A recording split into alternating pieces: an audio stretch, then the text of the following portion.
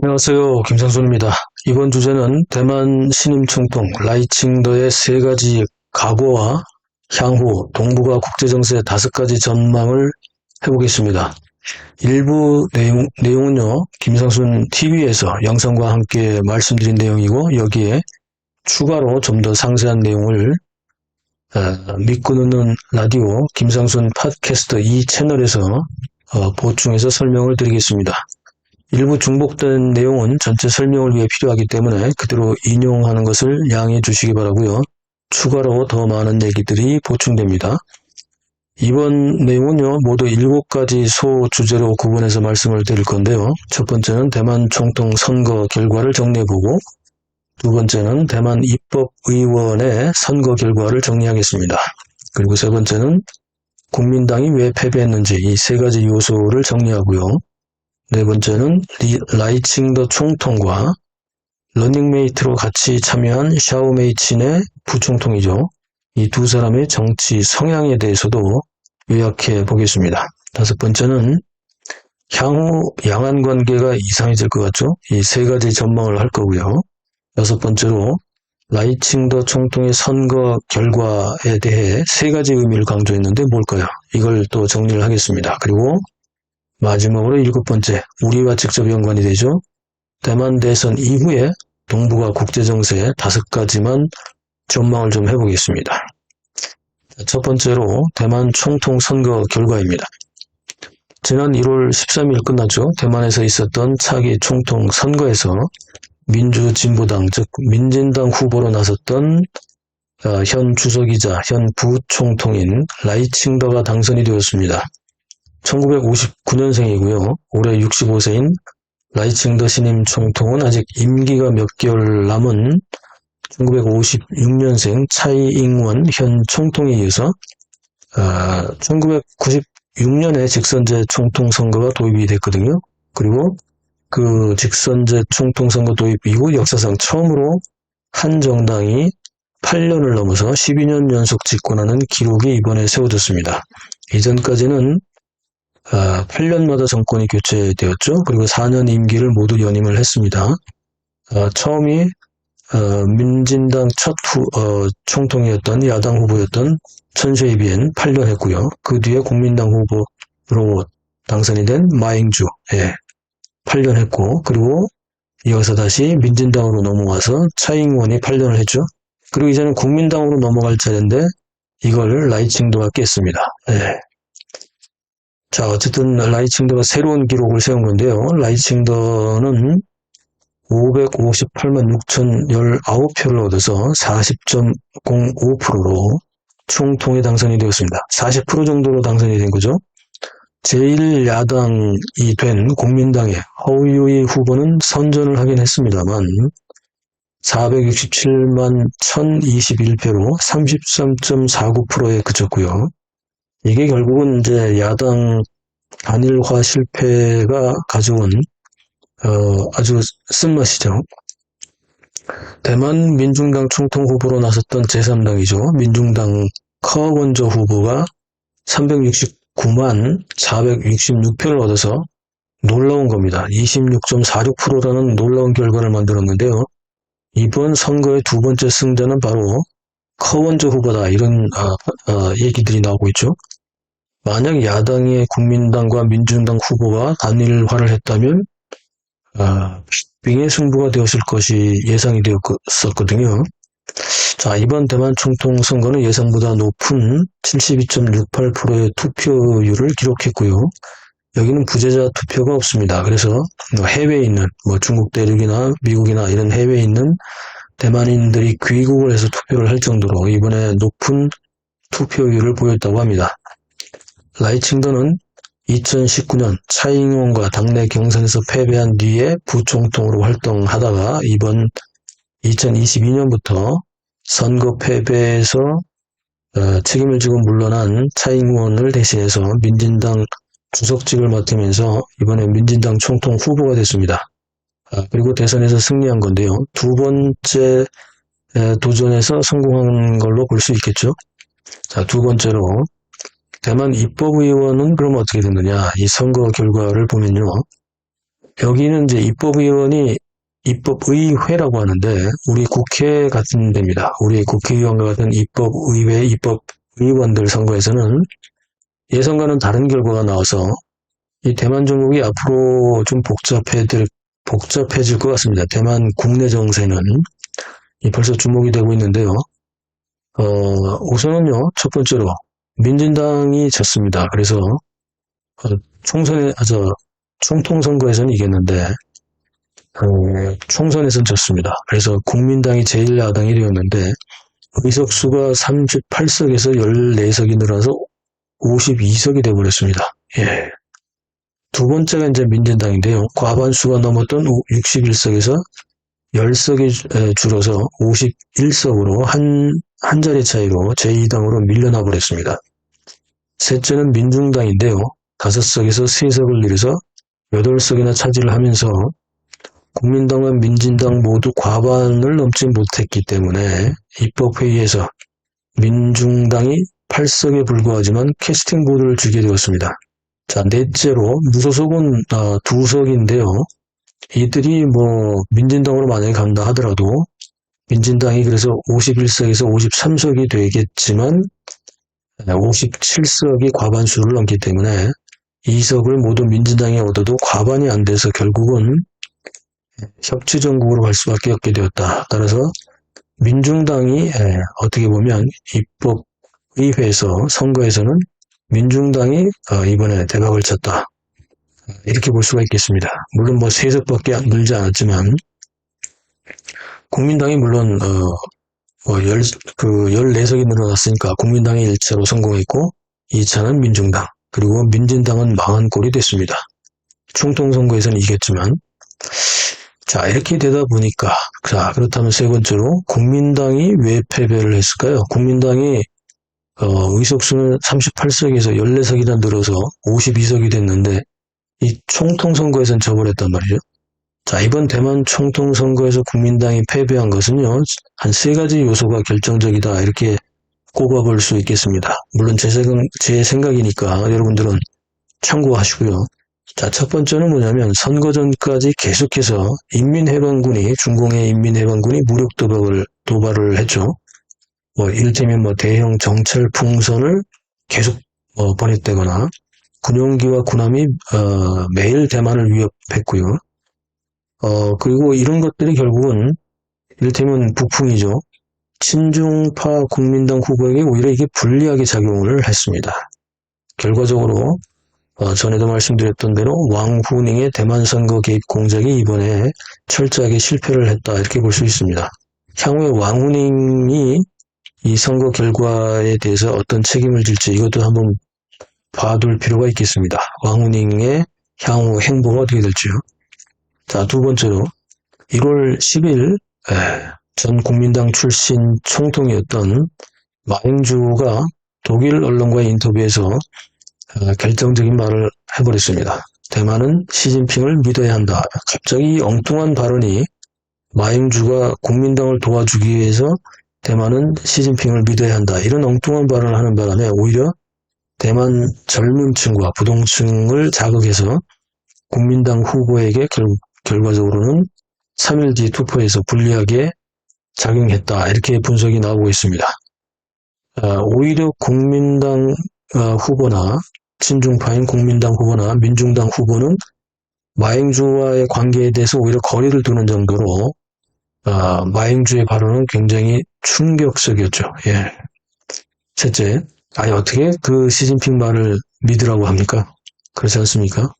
자, 세 번째, 같은 친중파인 국민당 후보와 민중당 후보 간의 단일화가 실패를 했고요. 사실상 이것이 승패를 가르는 결정적인 변수가 됐다고 볼 수 있죠. 예.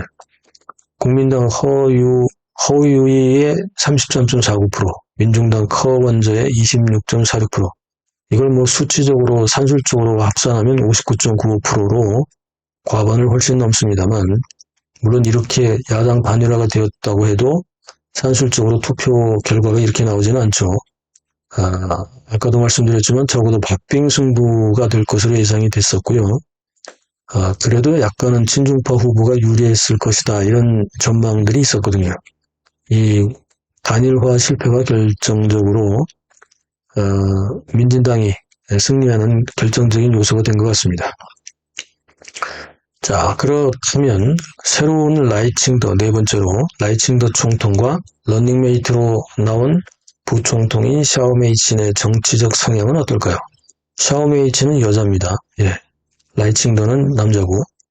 자, 대만의 이번 총통 선거 결과로 계속해서 민진당 소속인 라이칭더가 총통이 되자 중공은 이미 열불이 났습니다. 이 양원 관계는 벌써부터 긴장 모드로 돌입을 했고요. 그도 그럴 것이 라이칭더는 차이잉원 현 총통보다도 더 강경한 대만 독립주의 성향을 보여왔기 때문인데요. 한 3가지 사례가 라이칭더의 성향을 대변한다 볼 수 있습니다. 정리해서 뽑아보면요. 첫 번째는 2014년입니다. 24년이 아니라 2014년 이때 당시에 라이칭더는 뭘 했냐면 타이난 시장을 했습니다. 네. 그 타이완의 남쪽 타이난 시장을 했는데 이때 당시에 2014년에 중국의 상하이에 있는 구단대를 방문했습니다. 이 방문한 자리에서 대만 독립은 대만인의 자결권을 위한 것이고 대만 내에서 완벽한 공감대를 이루고 있다. 이렇게 서슴없이 상해에서 발언을 했습니다. 대단한 강단을 적재해서 보여준 셈인데요. 이러다 보니까 그때부터 이미 중공은 라이칭더를 이미 10년 전부터 라이칭더를 블랙리스트에 올리고 이 사람을 계속해서 비판해 왔습니다. 둘째는 2019년 차이잉원 총통에게 라이칭더가 도전장을 내밀었습니다. 자신이 대만의 독립을 일궈낼 책임을 질 수 있다. 이렇게 주장하면서 당내 경선하자. 이렇게 당시 현 총통이 재선에 나가려고 하는데 당내 경선을 얘기했고요. 차이잉원이 이를 받아들여서 경선이 이루어졌지만 라이칭더가 패배를 했습니다. 그러나 차이잉원이 이 라이칭더를 부총통 런닝메이트로 삼아서 재임에 성공하고 라이칭더가 지금까지 부총통을 하고 있습니다. 그리고 이번에 성공했죠. 세 번째는 라이칭더의 성향을 또 볼 수 있는 게 이번 총통 선거 유세에서 계속해서 라이칭더가 강조했던 말입니다. 한마디죠. 대만은 이미 주권 국가다. 이렇게 강조를 했거든요. 이 말 속에 엄청난 말들이 들어있죠. 일단 중공이 주장하는 일국양제, 하나의 중국 원칙을 일거에 무시하는 말이죠. 그리고 비난한 것도 이 안에 포함이 되죠. 대만이 이미 주권 국가인데 독립할 필요 있나? 독립이라는 얘기도 필요 없다는 거지. 거기에 일국양제, 그 웃기는 얘기지. 하나의 중국 원칙, 이것도 아니라는 거죠. 대만은 이미 주권 국가이기 때문에. 이렇게 강조를 하고 있었기 때문에 중국은 이 라이칭더의 발언에 대해서 거칠게 원색적으로 비난했었고요. 그런데 오히려 이게 어떻게 보면 라이칭더의 전력 전술이었을 수도 있다는 생각이 듭니다. 왜냐하면 이렇게 오히려 중공의 신경질적인 반응이 계속해서 나오자 대만 국민들이 여기에 중공의 반응에 반감을 삼아서 오히려 라이칭더가 이번 총선에서 승리할 수도 있었기 때문이라고 볼 수 있거든요. 자, 런닝메이트 한번 보겠습니다. 라이칭더 총통의 런닝메이트, 부총통 후보로 참가한 샤오메이치는 1971년생인데요. 이력이 또 특이합니다. 대만인 아버지와 미국인 어머니 사이에서 일본에서 출생을 했고요. 출소한 뒤에 대만으로 와서 타이난시에서 어린 시절을 보냈고 한 10살 때 미국으로 유학을 가서 미국에서 계속해서 초중고등학교, 대학교 그리고 박사까지 미국에서 학위를 받아서 대만의 대표적인 미국통이다 이렇게 볼 수 있습니다. 일본하고도 친하고요. 샤오메이츠는 이런 경력으로 총통 직선제 첫 총통이자 첫 야당 출신 총통이 된 천수이비엔 아시죠? 이 천수이비엔 전 총통의 통역을 맡아서 정계에 진출했고요. 2020년도에는 사실상 주미 대만대사라고 볼 수 있는 주미 타이베이 대표부 대표를 지낼 만큼 외교부 내에서 활동을 했고요. 입법위원만 4선을 한 중량급 정치가죠. 라이칭더 총통과 샤오메이친 부총통은 공통점이 있는데 이들 모두 친미 성향이고 대만 독립주의 성향이 아주 강하기 때문에 오래전부터 중공의 블랙리스트에 같이 오른 대만의 정치인입니다. 그래서 대륙을 못 가죠. 블랙리스트에 올랐기 때문에 못 들어가는 거지. 따라서 향후 4년간의 양안 관계는 계속해서 긴장된 상황으로 흘러갈 수밖에 없을 것으로 보이는데요. 지난 8년 동안 그 차이잉원 총통도 블랙리스트에 포함되어 있고 그렇다 보니까 양안 관계 정상 간 대화는 없었죠. 그런데 이번에도 오히려 차이잉원보다 라이칭더나 샤오메이친이 더 강경파이기 때문에 대만 독립주의 성향이 강하기 때문에 그리고 모두 친미 성향이기 때문에 양안 관계는 계속해서 대화 국면은 없을 것으로 보여집니다. 다섯 번째로 그렇다면 향후 양안 관계 세 가지만 전망을 좀 해보겠습니다. 나중에는 이것이 좀 더 늘어나겠지만 지금 현재 상황에서는 한 세 가지로 압축해서 요약을 해볼 수 있는데요. 첫 번째는 중공의 강경정책이 강화될 것으로 보입니다. 당연하겠죠. 중공의 군사적 도발과 정치적 도발이 더욱 강경해질 것으로 보이고요. 대만에 대한 경제적 위협은 물론이고 사회적 혼란을 일부러 야기시키려고 하는 왕후닝의 통일 공작도 더욱 증가할 것으로 그리고 더 세심해질 것으로 예상이 되고 있습니다. 자, 둘째로는 대만 정부는 친미 협력을 그렇다면 강화하겠죠. 반대로 대만에 대한 중공의 강경정책이 강화되면 될수록 자연스럽게 미국과 대만의 관계의 유착은 더욱 강화될 것이고 이에 따른 미국의 동맹국인 일본이나 호주는 물론이고 친미 성향의 동남아 국가들하고도 대만은 점점 더 관계가 강화될 것입니다. 왜냐하면 이들의 공통점은 뭡니까? 중공의 군사적 위협이 있기 때문이죠. 따라서 대만을 포함해서 일본과 호주 이런 나라들, 동남아 국가들, 친미 성향의 이 국가들은 중공의 군사적 위협에 공동으로 대응을 준비할 것으로 전망이 됩니다. 이게 남의 일이 아닌 거죠. 세 번째로 대만 정부는 일본과의 협력도 더욱 강화할 것입니다. 이미 일본은요, 대만과 일본이 동병상련의 입장이기 때문에 대만이 무너지면 일본이 그 다음 타겟이라고 생각하고 있는 게 일본이기 때문에 대만에게 대해서 계속해서 러브콜을 보내왔고 대만도 이걸 받아들였죠. 그래서 중공의 무력 침공 위협에 같이 노출되어 있었기 때문에 일본은 차이잉원 총통과도 역대급으로 엄청난 관계를 강화시켜왔습니다. 그런데 라이칭더 신임 총통은 차이잉원보다 더 일본 정계와 친밀한 관계를 계속해서 유지해왔기 때문에 미국에 이어서 특히 일본을 더 방패막이로 삼아서 대만을 보호하려고 하는 이런 정책을 라이칭더가 펼 것으로 보여집니다. 따라서 이렇게 된다면 중공의 반발은 더욱 심해지겠죠. 결국 종합하면 미국, 일본, 대만 이 3개국이 계속해서 앞으로 더 밀착된 모습을 보일 것이고 여기에 중공이 더 강경한 반발을 보일 것으로 예상이 됩니다. 자, 여섯 번째로 라이칭더 총통이 선거 결과에 대해서 세 가지 의미를 강조를 했습니다. 뭔가를 이렇게 살펴볼 의미가 있는데요. 필요가 있고요. 라이칭더의 향후 통치 노선은 사실상 그의 총통 수락의 연설에서 살펴볼 수 있습니다. 라이칭더는 이번 선거 결과에 대해서 세 가지 중요한 의미를 강조를 했는데요. 첫 번째 의미는 이번 선거가 민주주의와 권위주의, 즉 공산주의 사이에서 민주주의와 공산주의 사이에서 대만이 민주주의 편에 서는 것을 선택했다고 라이칭더가 정의를 했습니다.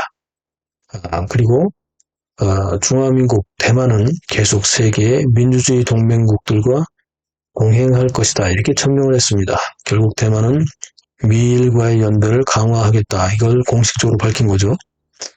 자, 라이칭더가 이번 선거 결과에 대한 두 번째 의미로 말한 것은 대만 국민들이 행동으로 외부 세력의 개입을 막아내는데 성공했다 이렇게 강조를 했습니다. 이 얘기는 뭡니까? 중공의 이번 총통 선거 개입이 무용지물이었고 대만 국민들이 흔들리지 않았음을 강조한 건데요. 세 번째 의미는 이것도 재밌는데 자신과 러닝메이트인 샤오메이츠니 가장 많은 지지를 받은 것으로 계속해서 대만이 올바른 길로 갈 수 있도록 국민들이 적극적으로 지지했다. 이렇게 강조를 했습니다. 자, 라이칭더는 민진당이 과반 의석을 차지하지 못한 점에 대해서는 국민들의 선택과 지적을 겸허하게 검토하고 받아들일 것이며 야당과 협력을 통해서 그리고 당파를 가리지 않는 인재기용을 통해서 민진당에 대한 국민들의 질책을 받아들이겠다. 또 이렇게 발표를 했습니다. 라이칭더는 대만 국내 정치는 소통을 통한 협치를 강조함으로써 중공의 대만 사회에 흔들게 맞서겠다는 의지를 보이는 것으로 보입니다. 자, 마지막으로 7번째, 우리와 직접 관계되는 7번째, 대만 대선 이후에 그렇다면 동북아 국제정세 어떻게 될까요? 5가지만 전망을 해보겠습니다. 이번 대만 대선과 총선은 사실 한반도 국제정세에도 매우 민감한 변화를 줄 수 있는 중대한 사안이었습니다. 그렇기 때문에 우리도 특히 대만 총통선거에 대해 깊은 관심을 가지고 결과를 어찌 보면 좀 조마조마하게 지켜볼 수밖에 없었는데요. 그 이유는 몇 가지로 요약을 해보겠습니다. 5가지인데요. 전망 겸 이유로 첫 번째는 만약 대만 총통 선거가 친중파인 국민당이 승리를 했다면 어떻게 됐을까요? 대만은 미국과의 협력에서 한 발을 빼겠죠. 대만 해협과 그리고 제가 아세안해라고 부르는 남진아해에 대한 중공의 해상 패권 시도는 더 강화될 수밖에 없기 때문에 우리에게도 공해상의 항행의 자유에도 제약이 따를 수밖에 없습니다. 이미 아시다시피 우리의 수출입과 에너지 수송이 필수적인 대만 해협과 아세안해 항해에서 미국의 제어권이 약해지고 상대적으로 중공의 해상 통제력이 강화된다면 이는 언제든 우리의 수출입과 에너지 수급 즉 신경제 안보와 전통 국방 안보에도 치명적인 약점이 될 수 있었기 때문입니다. 둘째, 만약 친중파인 국민당이 승리했다면 대만을 장악한 중공은 미국을 서태평양에서 몰아내기 위해서 더욱 북한과의 협력을 강화할 것이고 소위 북중러 북삼각 협력 강화로 인해서 한반도에서 중국과 러시아의 압력이 더욱더 가중될 수 있었기 때문에 우리에게는 매우 불리한 국제 환경이 조성될 수 있었다는 점에서도 이번 라이칭더의 승리는 반가울 수밖에 없습니다. 정말 다행이죠. 셋째, 친미파인 민진당 라이칭더 총통 당선은 중공의 선거 개입이 실패로 끝났음을 의미하는 것이기 때문에 우리의 4월 총선은 물론이고 향후의 대선 등 모든 선거에서 중공의 선거 개입 실패에 대한 분석을 통해서 선거 개입을 차단할 수 있는 방법을 우리가 모색할 수도 있고요. 중공의 선거 개입 문제를 국제화할 수 있는 정당성도 확보할 수 있다는 점입니다. 그런 점에서 우리가 선거 개표를 수작업으로 이번에 한다고 하죠. 이건 매우 고무적인 일입니다. 네 번째로 친미파인 민진당 라이칭더는요. 미국 및 일본과의 국제 협력을 통해서 중공의 서태평양 패권 도전을 제일 선봉에서 막는 역할을 부여받았습니다. 이게 우리한테 큰 의미죠. 거기에다가 일본이 적극 동참하는 것은 일본의 시료 지배인 센카쿠 열도를 중공이 다시 건들기 시작했기 때문인데요. 이는 대만과 일본이 미국과의 협력을 통해서 대중국 봉쇄의 최선봉에 설 수밖에 없고요. 또한 대만과 일본이 이것을 스스로 원하고 있다는 점입니다. 민진당 라이칭더가 되었기 때문에 그런 거죠. 그렇기 때문에 우리한테는 다행이죠. 게다가 중국은 최근에 필리핀과의 도서 분쟁에도 과욕을 부리면서 필리핀의 친미화를 부추기고 있는 셈이 되어버렸는데요.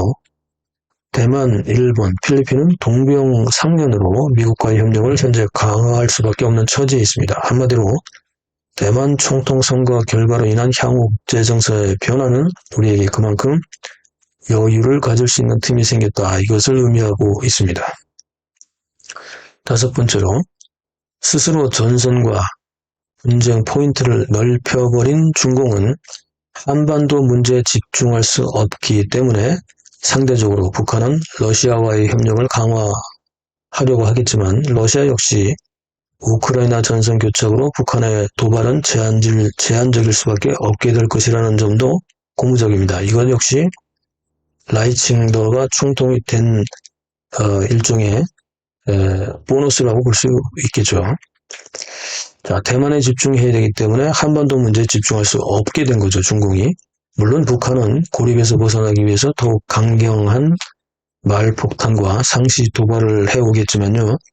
무력 충돌을 일으킬 국제적 정세는 북한에게 불리하기 때문에 러시아도 그렇고 중공도 그렇고 자기 일을 하기 바쁘죠. 그렇기 때문에 북한이 쉽사리 혼자서 도박을 하지 못할 걸로 보여지죠. 물론 우리는 지금까지 해왔던 것처럼 북한의 도발에 대해 철저한 대비를 해야 하는 건 당연하고, 그런데 이건 뭐 사실 분단 기간 내내 있었던 일상적인 일이죠. 즉 늘 하던 대로 경계를 철저히 하고 대비를 하면 되는 거죠.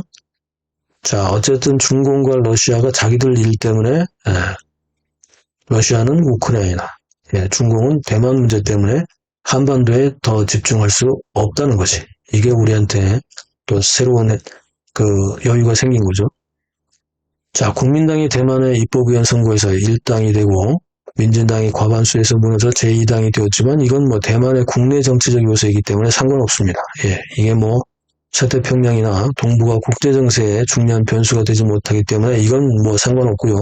어쨌든 총통선거 대선에서 이긴 것이 중요하죠. 자, 이번 대만의 총통선거 결과 결론적으로 한국은 자주국방 강화와 한미동맹 강화를 통해서 북한의 무력 침략에 대비하고요. 서태평양 미중 분쟁에서는 전위대로 나선 대만과 일본과 필리핀의 역할을 지켜보면서 중공의 동태를 살필 수 있는 여유가 생긴 겁니다. 대만의 총통선거 결과 때문에 정말 다행스러운 일이 아닐 수 없습니다. 간단히 좀 정리를 했는데 여러분들의 생각은 어떠십니까? 의견은 댓글에 남겨주시고 SNS 공유, 구독, 알림, 좋아요 눌러서 응원해 주십시오. 이 채널 김상순 팟캐스트입니다. 구독해 주시고요. 감사합니다.